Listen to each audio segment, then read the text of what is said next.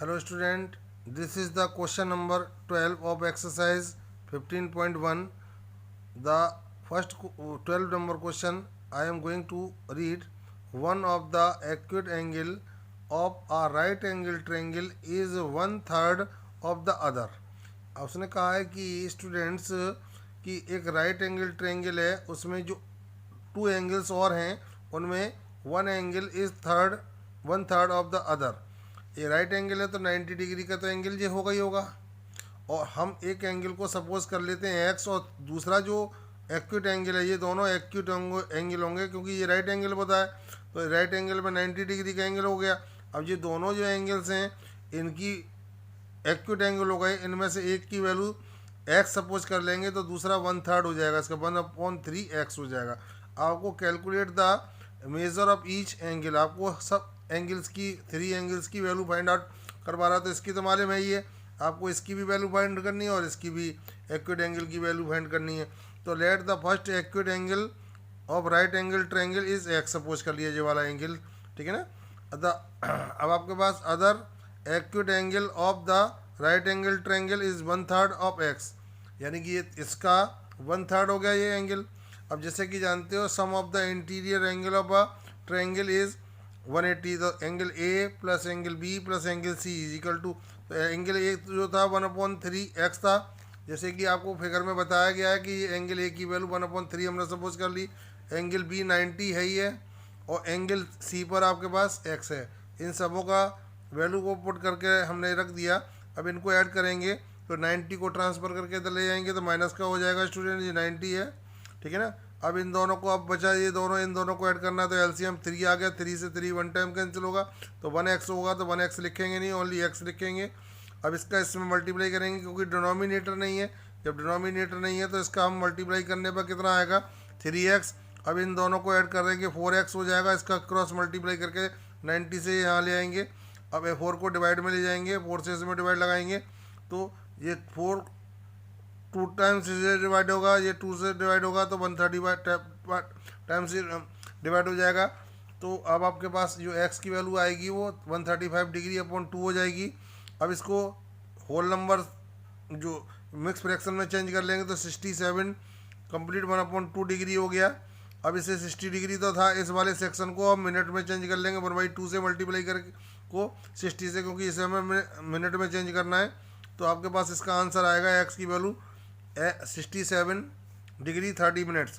तो आपके पास first acute angle आपके पास 67 डिग्री 30 मिनट्स आ गया. और अदर एक्यूट एंगल जो था वन थर्ड ऑफ एक्स था, तो वन थर्ड ऑफ एक्स, इसका वन थर्ड आपको निकालना है, ठीक है ना. तो आपके पास जो एक्स की वैल्यू है, एक्स की वैल्यू हमने 135/2 रख दिया. तो अपने इससे कैंसिल करेंगे 45 टाइम्स जाएगा, 45 बन जाए 45/2 हो जाएगा स्टूडेंट्स. और 2 से जब डिवाइड करेंगे तो 22 डिग्री एंड 1/2 हो जाएगा, ठीक है ना. आप इस बार 22 डिग्री कंप्लीट करेंगे, हाफ को 30 मिनट्स में चेंज कर देंगे. Okay, this is the solution of this question. Student, this is the question number 13 of exercise 15.1. In an isosceles triangle the base, isosceles triangle का मीन्स होता है जिस ट्रायंगल में टू साइड्स इक्वल होती हैं.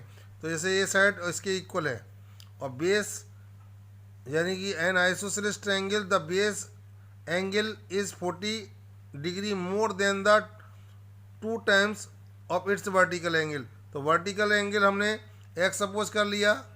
अब जो बेस एंगल है वो कितना है, वर्टिकल एंगल का 2 टाइम्स से 40 मोर है. यहाँ लिखा है 40 more than the vertical angle का ट्वाइस करके. तो पहले वर्टिकल एंगल को हमने ट्वाइस करा तो 2x हो गया, और ये 40 इसमें ऐड कर लिया, मोर कह रहा है ना तो मोर कर लिया. अब आपको क्या करना है, लेट द वर्टिकल एंगल भी x सपोज कर लिया था हमने, और ईच बेस एंगल, तो ये वाला एंगल और ये एंगल दोनों इक्वल होंगे. क्यों होंगे, क्योंकि जब जो साइड इक्वल होती हैं तो इनके अपोजिट एंगल भी इक्वल होते हैं, ठीक है ना. तो ईच बेस एंगल 2x + 40 हो गया. जैसे कि जानते हैं हम AB और AC इक्वल हैं क्योंकि आइसोसेलेस ट्रायंगल है. तो जब AB और AC इक्वल होंगे तो AB के सामने जो एंगल होंगे और AC के सामने वो दोनों इक्वल होंगे. तो एंगल B = एंगल C के हो गया.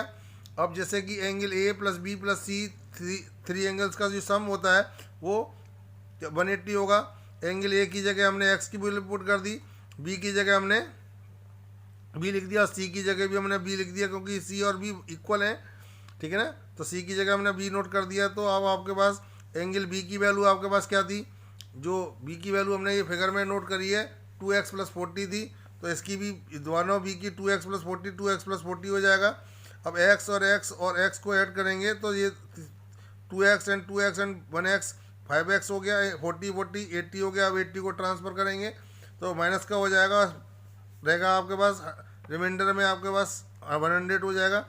और 5 से इसे डिवाइड करेंगे तो you will get the value of x 20 degree and the vertical angle x degree था तो 20 डिग्री होगा। Each base angle is 2x+40 था, तो x की जगह x की वैल्यू पुट करके you can get the value of base angle. This is the required answer. Okay students, 15.1 and the last question of this exercise, the vertical angle of an isosceles triangle is 30 degree more than each of its base angle।